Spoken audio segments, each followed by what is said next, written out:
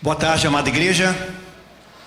Saúdo a todos com a graça e a paz de Cristo, o nosso Senhor, o nosso Cordeiro Pascal. O motivo de nós estarmos aqui é para nós exaltarmos a este Cristo que sofreu tanto por nós, apesar de nós, para a glória de Deus, o nosso Pai. Nessa noite, meus irmãos, eu convido a amada igreja a abrir as Sagradas Escrituras, nessa tarde, abrir as Sagradas Escrituras no livro do Êxodo, capítulo de número 12.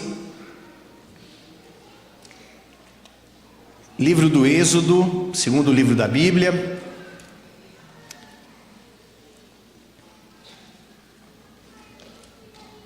Capítulo de número 12, versículo 1. Eu vou fazer a leitura até o versículo de número 14. Assim nos diz a palavra do Senhor. Disse o Senhor a Moisés e a Arão na terra do Egito: este mês vos será o principal dos meses, será o primeiro mês do ano. Falai a toda a congregação de Israel, dizendo: aos 10 deste mês, cada um tomará para si um cordeiro, segundo a casa dos pais, um cordeiro para cada família. Mas se a família for pequena para um cordeiro, então convidará ele o seu vizinho mais próximo, conforme o número das almas, conforme o que cada um puder comer. Por aí calculareis quantos bastem para o cordeiro. O cordeiro será sem defeito, macho de 1 ano. Podereis tomar um cordeiro ou um cabrito, e o guardareis até ao 14º dia deste mês. E todo o ajuntamento da congregação de Israel o imolará no crepúsculo da tarde. Tomarão do sangue e o porão em ambas as ombreiras e na verga da porta, nas casas em que o comerem. Naquela noite comerão a carne assada no fogo com pães asmos e ervas amargas a comerão. Não comereis do animal nada cru, nem cozido em água, porém assado ao fogo, a cabeça, as pernas e a fressura. Nada deixareis dele até pela manhã. O que porém ficar até pela manhã, queimá-lo-eis. Desta maneira o comereis: lombos cingidos, sandálias nos pés e cajado na mão. Comê-lo-eis à pressa, é a Páscoa do Senhor. Porque naquela noite passarei pela terra do Egito e ferirei na terra do Egito todos os primogênitos, desde os homens até aos animais. Executarei juízo sobre todos os deuses do Egito. Eu sou o Senhor. O sangue vos será por sinal nas casas em que estiverdes. Quando eu vir o sangue, passarei por vós, e não haverá entre vós praga destruidora, quando eu ferir a terra do Egito. Este dia vos será por memorial, e o celebrareis como solenidade ao Senhor. Nas vossas gerações o celebrareis por estatuto perpétuo. Assim diz a palavra do Senhor. Vamos orar, meus amados irmãos. Querido Deus, somos gratos por estarmos aqui nessa tarde, Senhor. Somos gratos por pensarmos no Teu Filho, por podermos ouvir a palavra que fala acerca do Teu Filho e por nos lembrarmos, Senhor Deus, de coisas tão cruéis que Ele passou naquela cruz por nós. Deus amado, eu lhe peço, por amor ao Teu santo nome, tão somente para a Tua glória, venha falar conosco, Deus. Abra o nosso entendimento, Senhor Deus, e que fiquemos, Pai, ao longo desse sermão e depois do mesmo, maravilhados com o Teu Filho, o nosso Cordeiro Pascal. Eu oro no nome dele, Senhor Deus. Amém. Meus irmãos, graças a Deus, louvado seja o nosso Senhor, por mais uma comemoração da Páscoa que nós estamos fazendo aqui na IPN. Mas é importante que nós tenhamos o entendimento correto do que significa a Páscoa e para quem ela aponta. A palavra Páscoa, etimologicamente, ela vem de uma palavra hebraica chamada passar, que tem um sentido de passar de largo, passar por cima ou pular alguma coisa.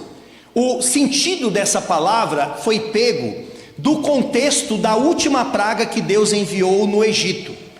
Deus, para libertar o seu povo, que estava cativo 400 anos no deserto, ou melhor, no Egito, ele levantou Moisés e ele enviou ao Egito 10 pragas avassaladoras. 10 pragas que correspondiam justamente a 10 deuses que os egípcios cultuavam. E Deus, com isso, ao mandar aquelas pragas, estava mostrando para eles que Ele, e tão somente Ele, é Deus. E na última praga, que foi a pior de todas elas, Deus feriu o Egito, punindo os primogênitos de todos os egípcios, desde os homens até os seus animais. Mas antes dele enviar esta praga tão terrível, Deus, ele instituiu um memorial, que é o memorial da Páscoa. Ele colocou a Páscoa para que o povo de Israel entendesse aquilo que Deus fez por ele, para que eles se lembrassem nas gerações futuras: um dia Deus fez isso por nós. Por exemplo, vocês podem ver no versículo de número 26, abra sua Bíblia, olhe para o verso 26, que Moisés deixa muito claro para nós aqui o sentido memorial da Páscoa. Ele diz: quando vossos filhos vos perguntarem: que rito é este? Respondereis: é o sacrifício da Páscoa ao Senhor, que passou por cima das casas dos filhos de Israel no Egito, quando feriu os egípcios e livrou as nossas casas. Ouvindo isso, então, diz a palavra do Senhor, que então o povo se inclinou e adorou. O que eles deveriam fazer, meus irmãos? Eles deveriam matar um cordeiro, sacrificar aquele cordeiro, pegar o sangue dele e aspergir o sangue sobre as ombreiras e a viga superior das casas em que eles estavam. Por que eles deveriam fazer isso? Porque naquela noite, o anjo vingador, que é chamado no texto bíblico, ele iria passar por sobre o Egito, e aquela casa que não tivesse aquele sangue aspergido na mesma, ele entraria dentro daquela casa e mataria o primogênito daquela família. Deus, então, ele estava mostrando com isso, ou seja, quando estas coisas acontecessem, primeiro ele estava mostrando o seu poder sobre os deuses falsos dos egípcios, mas ele também estaria mostrando a sua justiça punitiva em relação àqueles egípcios que não adoravam o Senhor. E também com isso, com a Páscoa, ele estaria mostrando a sua misericórdia e a sua graça para com Israel, porque Israel não merecia aquela provisão da parte do nosso Deus. Então, a ideia principal que nós temos desse texto, meus irmãos, é que na história da Páscoa, nós nos lembramos do poder salvador de Deus em geração, porque Ele proveu o Cordeiro para nós sermos salvos. Esse era o entendimento da Páscoa lá no Antigo Testamento, mas avançando dentro do progresso da revelação bíblica, para nós hoje, nós nos lembramos que Cristo Jesus, através da ceia, quando nós ceamos, nós rememoramos que um dia Ele morreu por nós, e é por isso que nós estamos aqui, e é por isso que nós vamos para o céu. Então, o que eu quero ver com vocês nesse culto, nessa tarde? Nós vamos ver três pontos sobre a Páscoa. A Páscoa, ela fala sobre a universalidade do pecado, da necessidade do Cordeiro e da expiação pelo sangue. Vou repetir, que eu quero que vocês guardem cada um desses pontos. Pensarmos na Páscoa. A Páscoa fala sobre a universalidade do pecado, a necessidade de um cordeiro, e ela fala também sobre a expiação pelo sangue. Então vamos ver o primeiro ponto. A Páscoa fala sobre a universalidade do pecado. É sobre isso que a Páscoa fala. A Páscoa fala que todos nós somos pecadores e todos nós merecemos o inferno. E quando a salvação ela ocorre tão somente porque um cordeiro foi colocado de forma substitutiva em nosso lugar, tão somente por causa disso. Preste muita atenção, meus irmãos, nisso que eu vou falar. O que Deus fez aos egípcios, punindo os seus filhos, matando os primogênitos de cada um deles, não foi surpresa para ninguém. Sabe por que não foi surpresa? Porque este povo era mau. Eles eram um povo de coração endurecido, adoravam outros deuses, não reconheciam o Deus de Israel, o Deus verdadeiro, Yahvé. Eles davam honra e glória a Faraó e ao seu filho. Porque dentro do entendimento deles, Faraó era uma encarnação de uma divindade e também o seu filho. Então eles não estavam nem aí para o Deus verdadeiro. Eles adoravam Ra, Ísis, Amon-Ra, Requite, Rapi, Sete, que eram divindades egípcias. Então o que Deus fez com eles foi justo. Eles mereciam aquilo. Para os irmãos terem uma ideia sobre o nascimento de Moisés, o que Faraó fez? Faraó mandou que todas as crianças fossem jogadas no rio Nilo. Ou seja, ele agiu de forma injusta, mas Deus agora, ao enviar a última praga, ele age de forma justa, punindo os primogênitos dos filhos dos egípcios. Vejam um contraste que nós temos aqui. Então não nos surpreende Deus ter punido aquele povo mau. O que nos surpreende, meus irmãos, é Deus não ter agido da mesma maneira com Israel. Por que ele não agiu assim? A grande pergunta que nós deveríamos fazer nessa noite ou nessa tarde é a seguinte: eles eram melhores do que os egípcios? Por um acaso Israel era melhor do que os egípcios, do que os filisteus, jebuseus ou qualquer outro povo circunvizinho? É claro que não. Eles eram maus, eles eram idólatras. Se vocês estudarem as Sagradas Escrituras, verão que Israel deixou um rastro de idolatria, meus amados irmãos. Foi isso que eles deixaram. Ou seja, eles não eram bons, e a sentença de morte que cabia para os filhos dos egípcios também cabia para os filhos dos israelitas. Eu quero que você olhe para o versículo de número 23. Vejam que o versículo 23 vai nos mostrar que a sentença de morte cabia tanto para os egípcios, bem como para os israelitas. O texto diz assim: porque o Senhor passará para ferir os egípcios. Quando vir, porém, o sangue na verga da porta e em ambas as ombreiras, passará o Senhor aquela porta. Percebam, passará, passar, que é a ideia da Páscoa. Ele vai passar por cima, ele vai pular e não permitirá ao destruidor. Esse destruidor poderia ser um anjo enviado por Deus para punir ou para executar aquela missão. Ele não vai permitir ao destruidor que entre em vossas casas para vos ferir.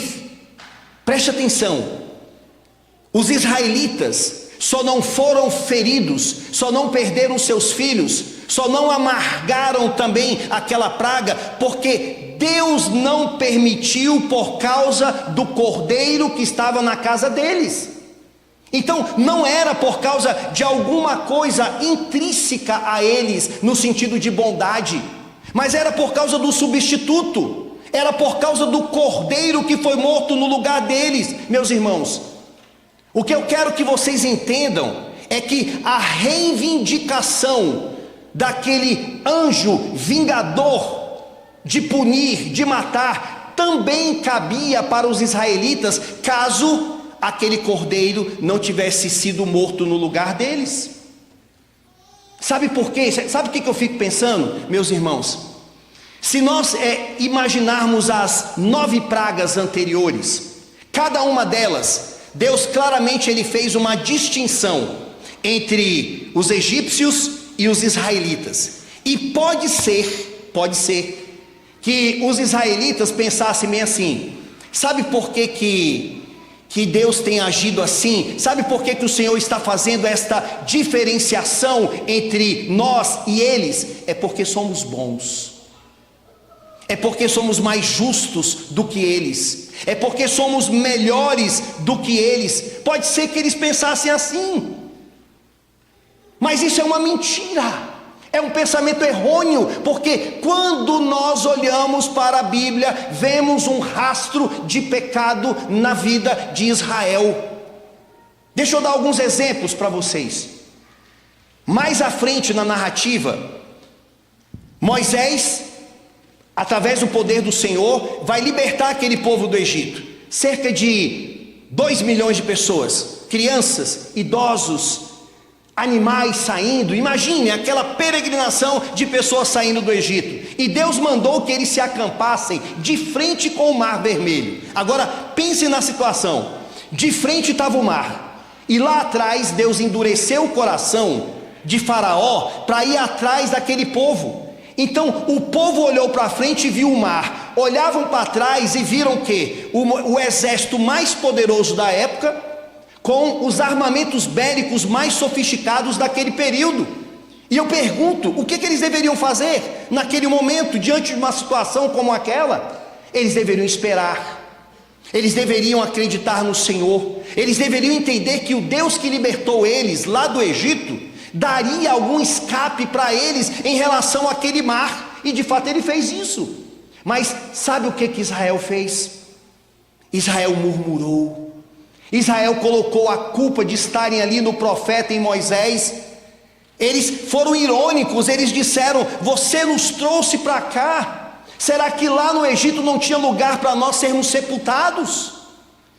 Eles ainda, diz a tradução bíblica, a mais próxima do original, diz que eles tremeram de medo. Como assim? Medo diante de um mar, medo diante de um faraó, visto que Deus fez tantas coisas por eles, meus irmãos.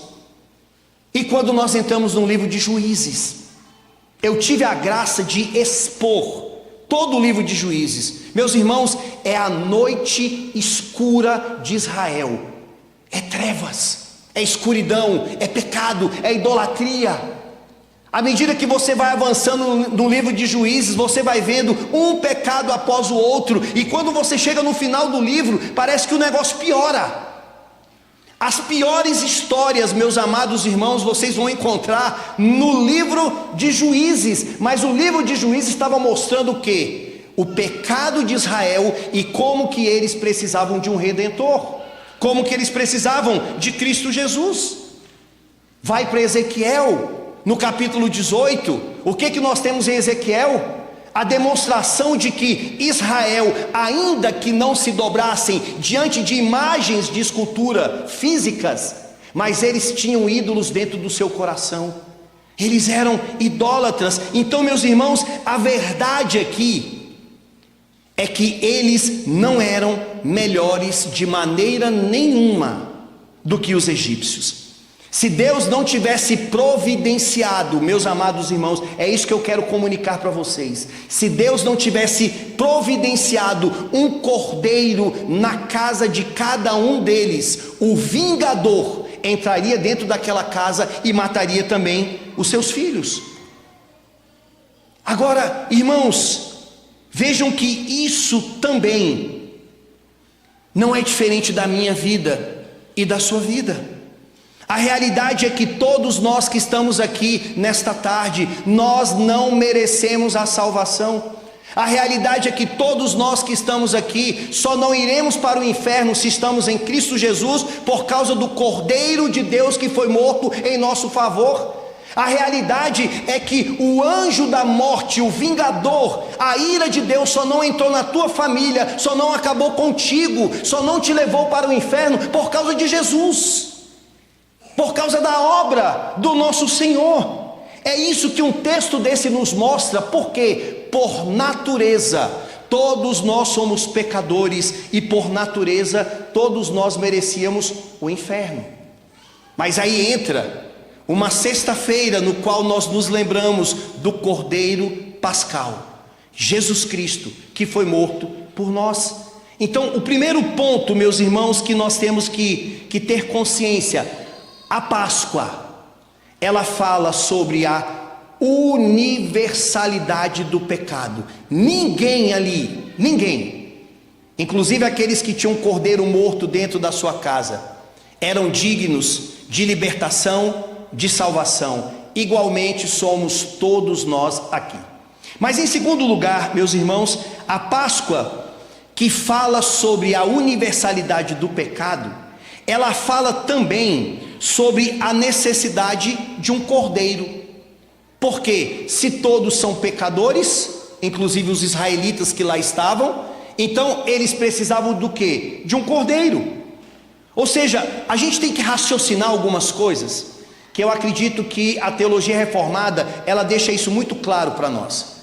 Deus poderia salvar todos, toda a humanidade, Ele poderia, mas biblicamente Ele não vai fazer isso, Ele mostra que não. Deus poderia não salvar ninguém, mas também a Bíblia mostra que Ele vai salvar algumas pessoas. Então o que Deus faz?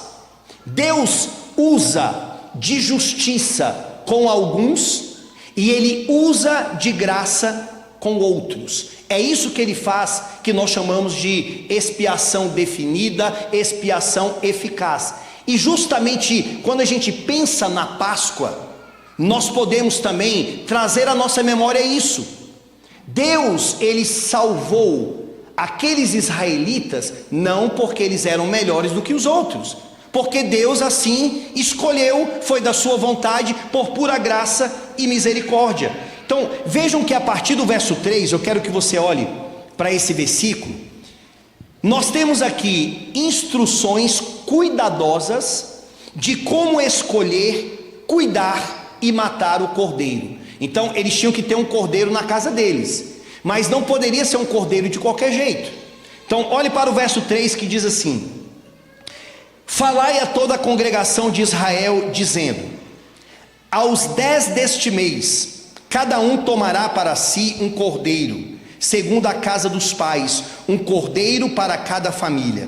Mas se a família for pequena para um cordeiro, então convidará ele o seu vizinho mais próximo, conforme o número das almas, conforme o que cada um puder comer. Por aí calculareis quantos bastem para o cordeiro. Então cada família deveria tomar um cordeiro para si. Eles não poderiam pegar um cordeiro e sacrificar um cordeiro e fazer uma celebração particular. Tinha que ser corporativa, tinha que ser em família, não poderia ser individualizada. Isso aqui para nós, meus irmãos, já é uma prefiguração. Por exemplo, quando nós ceiamos. Quando nós ceiamos, você não pode, na sua casa, você de livre e espontânea vontade, eu vou pegar um pão, vou pegar um vinho e vou celebrar uma ceia aqui no meu lar. Não é cabível isso. A ceia, ela é feita o quê? Na igreja, junto com o povo de Deus, junto com o corpo de Cristo. É aqui que nós fazemos isso. E isso vem da onde? Já vem desde a Páscoa. A Páscoa já era assim. Agora olhe para o verso 5. Como que o cordeiro deveria ser? O cordeiro será sem defeito, macho de 1 ano. Podereis tomar um cordeiro ou um cabrito. Vejam que à luz de Levítico, capítulo 22, versículo 21 e 22, diz aquele texto que o cordeiro ou o animal que fosse sacrificado, ele não poderia ser cego, aleijado, mutilado, ulceroso, sarnoso, ele não poderia ser doente. Então ele tinha que ser um animal puro, um animal sem nenhum tipo de problema. Por quê? Um animal com problema não poderia substituir pessoas com problemas, pessoas pecaminosas. Agora olhe para o verso 6, o texto vai dizer que e o guardareis até ao 14º dia deste mês, e todo o ajuntamento da congregação de Israel o imolará no crepúsculo da tarde. Então veja, eu fico pensando, eu estava meditando nesse texto. Imagine você naquela época, você recebe um cordeirinho lindo e fofo na sua casa. Agora você, depois de um dia, de alguns dias, no crepúsculo da tarde, ou seja, numa tarde, provavelmente 3 horas da tarde, o que você tinha que fazer? Você tinha que sacrificar aquele animal. Você tinha que matar aquele animal e pegar o sangue dele e aspergir o sangue sobre a sua casa. Porque senão o vingador, aquele anjo passaria e mataria o seu filho primogênito. Olhe para o verso 7: tomarão do sangue e o porão em ambas as ombreiras e na verga da porta, nas casas em que iam comerem. Naquela noite comerão a carne assada no fogo, com pães asmos e ervas amargas a comerão. Não comereis do animal nada cru, nem cozido em água, porém assado ao fogo, a cabeça, as pernas e a fressura. Nada deixareis dele até pela manhã. O que porém ficar até pela manhã, queimá-lo-eis. Desta maneira o comereis. Lombos cingidos, sandálias nos pés, cajado na mão, comê-lo-eis à pressa. Por quê? Porque é a Páscoa do Senhor. Então, assim eles deveriam fazer, e fazendo isso, eles teriam a provisão de não terem os seus filhos mortos. Irmãos, Deus sempre proveu um cordeiro para a salvação do seu povo. Deus sempre fez isso. Pedagogicamente, desde o primeiro livro da Bíblia até nós chegarmos à encarnação de Cristo, Deus foi provendo cordeiros até o momento de Cristo Jesus aparecer. Por exemplo, quando Adão e Eva pecaram, quebraram o pacto com o Senhor, o que eles fizeram? Diz Gênesis 3, versículo de número 7, que percebendo que estavam nus, eles coseram, que é costuraram, folhas de figueira e fizeram cintas para si. Veja o que eles fizeram: cintas, fizeram roupas de figueiras. O que nós vemos aqui nesse texto é autorredenção. Eles achavam que eles poderiam ser salvos pelas suas próprias práticas, pelas suas obras. É aquilo que Lutero chamava de teologia da glória. É tentar chegar até a Deus através dos seus próprios méritos. Mas vejam o que Deus fez por eles. No capítulo 3, versículo 20 de Gênesis, diz assim a palavra: e deu ao homem o nome de Eva, e a sua mulher, por ser a mãe de todos os seres humanos. Fez o Senhor Deus vestimentas de peles para Adão e a sua mulher, e os vestiu. O que Deus fez? Ele matou um animal para cobrir a nudez de Adão e Eva. Ele matou um ser inocente para que aqueles dois pecadores fossem purificados. Nós vemos o mesmo também, meus irmãos, no caso de Caim e Abel. Deus rejeita o sacrifício de Caim e Deus aceita a oferta de Abel. Por quê? Porque ela veio de primícias do rebanho. Mais um animal foi sacrificado. Vocês lembram de Abraão? Quando Abraão ia sacrificar o seu filho, o que o Senhor falou? Não faça isso. E Deus proveu o quê? Um cordeiro. Também, meus irmãos, dentro da história de Israel, havia o chamado dia da expiação, que um cordeiro era morto por todo o Israel. Então, tudo isso, todos esses cordeiros, todos esses sacrifícios, todos esses derramamentos de sangues, no Antigo Testamento, estavam preparando o povo de Deus para que um dia o nosso Senhor Jesus Cristo aparecesse e João Batista pudesse falar: eis o Cordeiro de Deus que tira o pecado do mundo. Eis o Cordeiro de Deus. Quando João Batista, ele viu o nosso Senhor Jesus Cristo, meus amados irmãos, ele entendeu, através de toda aquela pedagogia do Antigo Testamento, é Ele que tira o pecado, é Ele que justifica, é Ele que expia tudo aquilo que nós fizemos contra o nosso Deus. Então a Páscoa, ela fala sobre o quê? A Páscoa fala sobre Jesus. A Páscoa não é sobre chocolate. A Páscoa não é, meus amados irmãos, sobre uma festa judaica, mas a Páscoa é sobre Jesus. Tudo aponta para Ele, tudo é sobre Ele, toda a Bíblia. Eu quero que você olhe para o capítulo 12, versículo 1 e 2. Olhe para esses textos, meus irmãos. Capítulo 12, versículo 1 diz assim: disse o Senhor a Moisés e a Arão na terra do Egito: este mês vos será o principal dos meses, será o primeiro mês do ano. A Páscoa foi tão impactante para aquele povo que Deus modificou o calendário deles.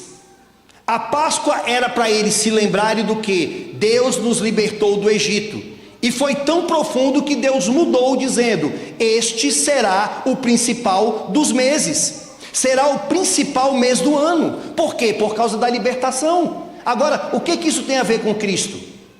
Tem a ver que quando nós chegamos no Novo Testamento, nós descobrimos que também a morte de Cristo, a libertação que Ele nos concedeu e a ressurreição dEle foi tão profundo que Deus mudou também o nosso calendário. A gente tem um dia em 7, que a gente se lembra do nosso Senhor Jesus Cristo publicamente, que é o dia do Senhor. Quando a gente chega no domingo, e por isso que no domingo nós estaremos aqui comemorando a ressurreição de Cristo, assim como os israelitas comemoravam lá no Antigo Testamento a Páscoa. Só que a nossa Páscoa é Cristo, o nosso Cordeiro Pascal é Ele. Por isso que no domingo a gente celebra, a gente fala sobre Cristo. Mas olhe para mais um texto, olhe para o versículo de número 46, vejam como tudo aponta para Jesus. Capítulo 12, versículo 46 diz assim: o cordeiro há de ser comido numa só casa, da sua carne não levareis fora da casa, nem lhe quebrareis osso nenhum. Meus irmãos, nós estamos diante de uma profecia messiânica. Abra a sua palavra, por favor, as Sagradas Escrituras, no Evangelho de João, no capítulo 19. Vejam como que esta palavra de Êxodo, capítulo 12, se cumpre lá no Novo Testamento. Evangelho de João, capítulo 19, versículo 31. Evangelho de João, capítulo 19, versículo 31. Diz assim: então os judeus, para que no sábado não ficassem os corpos na cruz, visto como era a preparação, pois era o grande dia daquele sábado, rogaram a Pilatos que se lhes quebrassem as pernas e fossem tirados. Os soldados foram e quebraram as pernas ao primeiro e ao outro que com ele tinham sido crucificados.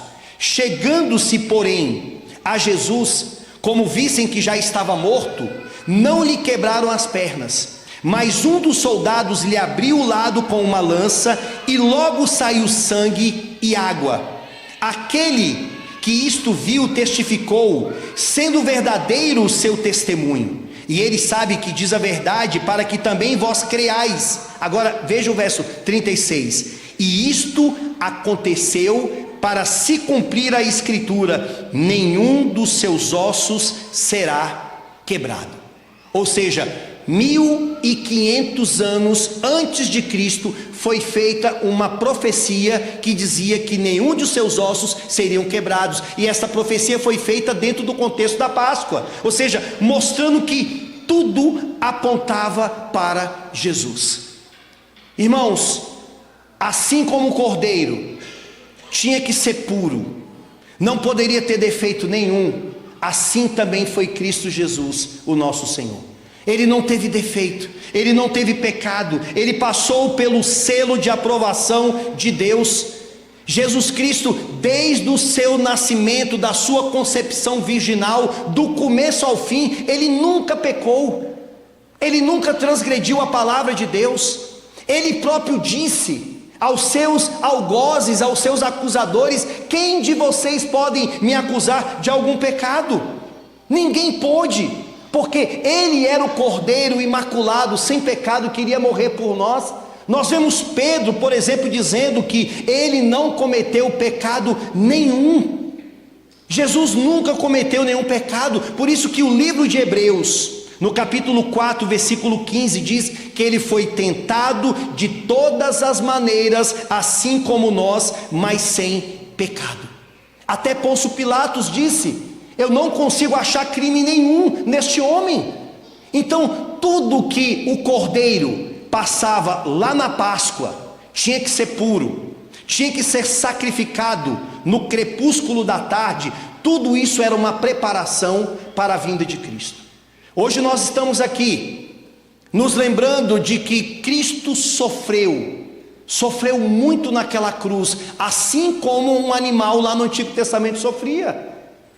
Meus irmãos, só Deus sabe, só o seu Filho também, que é Deus, sabe o sofrimento que ele passou naquela cruz por nós. Tudo que ele passou, desde a sua vida perfeita, a sua vida substitutiva, a ira de Deus quando caiu sobre ele naquela cruz, quando ele deu aquele brado do fundo da sua alma dizendo: Eloi, Eloi, lama sabachthani, ou seja, Deus meu, por que me abandonastes? Porque naquele momento, meus irmãos, ele estava morrendo, dando a sua vida por mim e por você, assim como aquele animal puro lá no Antigo Testamento. Então hoje é um dia de nós nos lembrarmos: o anjo da morte, a ira de Deus poderia ter caído sobre nós, mas não caiu, mas ela caiu sobre o Filho dele, ela caiu sobre Jesus Cristo, por isso que ele sofreu tanto. Então, primeiro ponto, a Páscoa fala da universalidade do pecado. Segundo ponto, a Páscoa nos mostra que há uma necessidade de um cordeiro.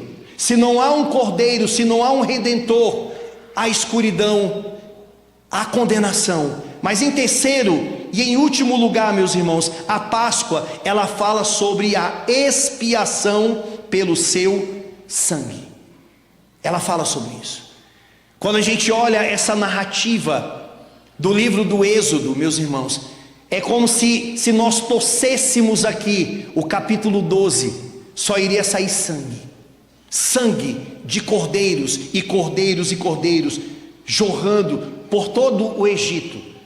Imagine quantos animais não foram sacrificados ali. O versículo de número 6 diz que sem derramar sangue não tinha como. O versículo 12 e 13 também, ele diz que o sangue deveria ser colocado nas casas, deveria ser colocado nas portas. Ou seja, e por que o sangue era tão importante? Por que tinha que ter derramamento de sangue? Porque o sangue era um sinal tanto para Deus como para o israelita. Era um sinal para que Deus soubesse: eu não vou entrar ali naquela casa. Mas era um sinal também para o israelita, para que ele soubesse: Deus não está fazendo isso por pura graça e misericórdia da parte dele. Quando a gente olha a história de Israel, sobre os cordeiros que foram mortos, principalmente lá em 2 Crônicas, no capítulo de número 35, meus irmãos, cerca de 37 mil ovelhas foram mortas naquela época. Flávio Joséfo, contemporâneo de Cristo Jesus, ele diz que a Páscoa, toda ela na época, ali de Jerusalém, na época de Cristo, a cidade cheirava sangue, porque o tempo todo eles estavam fazendo a Páscoa, estavam sacrificando animais. Mas aí quando a gente chega nas Escrituras, no Novo Testamento, em Hebreus 10, versículo 4, a gente descobre que é impossível que o sangue de touros, de bodes, o sangue de um cordeiro, um animal físico, possa remir pecados. Então a necessidade de tudo isso não era de sangue de animais, mas tinha que ter o sangue de Cristo Jesus para remir os nossos pecados. Por isso que Romanos 5,8 diz: logo muito mais agora, sendo justificado pelo seu sangue. Efésios capítulo 1:7 diz: no qual temos a redenção pelo seu sangue. Hebreus capítulo 13, versículo de número 12, diz que o sangue dele sofreu fora da porta.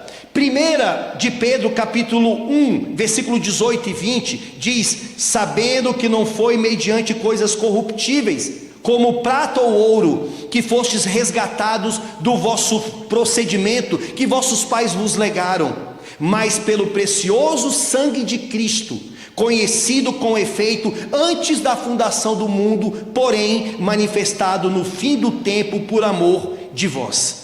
Meus irmãos, a razão para toda esta conversa de sangue era que sem derramamento de sangue não havia remissão de pecados. O que a gente aprende com tudo isso? Páscoa fala da universalidade do pecado.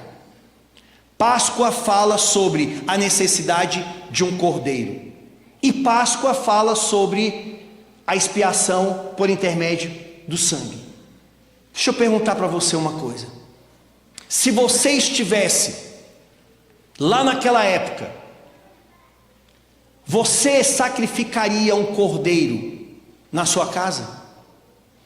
Se você estivesse no Egito naquela noite, sabendo que o anjo da morte, o vingador, passaria por sobre o Egito, você sacrificaria um cordeiro na sua casa? Sim ou não? Eu acredito que sim. Eu acredito que todos aqui, sabendo o que iria acontecer, diriam: é claro que eu vou fazer isso. Mas a pergunta que vem a nós nesta noite é a seguinte: e o sangue de Cristo, e o cordeiro que foi provido pelo nosso Deus, ele faz parte da tua casa? O sangue de Cristo já lhe purificou de todo pecado? Você já aceitou Cristo como teu Salvador?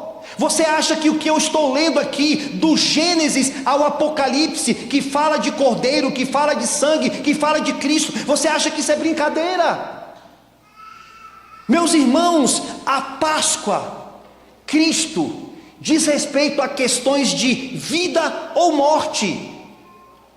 Ou você tem Cristo, e você tem a provisão, e você tem a libertação, e você tem a reconciliação com o Pai, e você tem um livre acesso ao Senhor, porque Ele é o caminho, a verdade e a vida. Ou você não tem Cristo, e ao morrer é escuridão, é condenação.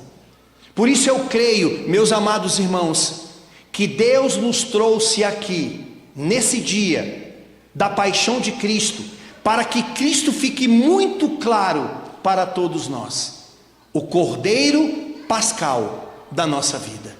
O apóstolo Paulo, ele diz em 1 Coríntios, Cristo, ele é o nosso Cordeiro Pascal. Evangelize as pessoas e fale de Cristo. Evangelize os seus amigos e fale de Cristo. Aproveite esses 3 dias maravilhosos até o domingo e anuncie Cristo, o nosso Salvador e Redentor. Vamos orar, meus irmãos. Feche seus olhos. Querido Deus, nós te louvamos, Pai, porque naquele período da Páscoa, há muitos anos atrás, o Senhor poderia ter destruído, acabado, não só com os egípcios, mas também com os israelitas. O Senhor poderia ter feito não somente as famílias dos egípcios chorarem, mas também a dos israelitas. Mas o Senhor não fez isso, Deus, por pura graça, misericórdia. E assim também, Senhor Deus, o Senhor fez conosco. O Senhor enviou o seu Filho, Deus. O seu Filho veio sem defeito, sem pecado. O seu Filho foi morto, Senhor Deus, no crepúsculo da tarde, assim como eram mortos aqueles cordeiros lá no período da Páscoa. E quando ele morreu e ele falou tetelestai, como nós cantamos aqui nesta tarde, Senhor Deus, ele pensava em nós.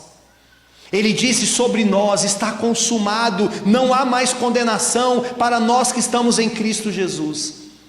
Nós bendizemos o teu nome por isso, Senhor Deus, e somos gratos, porque sabemos, Pai, que ainda que a nossa peregrinação seja difícil, mas nós vamos estar com o Senhor, porque o Cordeiro Pascal foi morto em nosso lugar.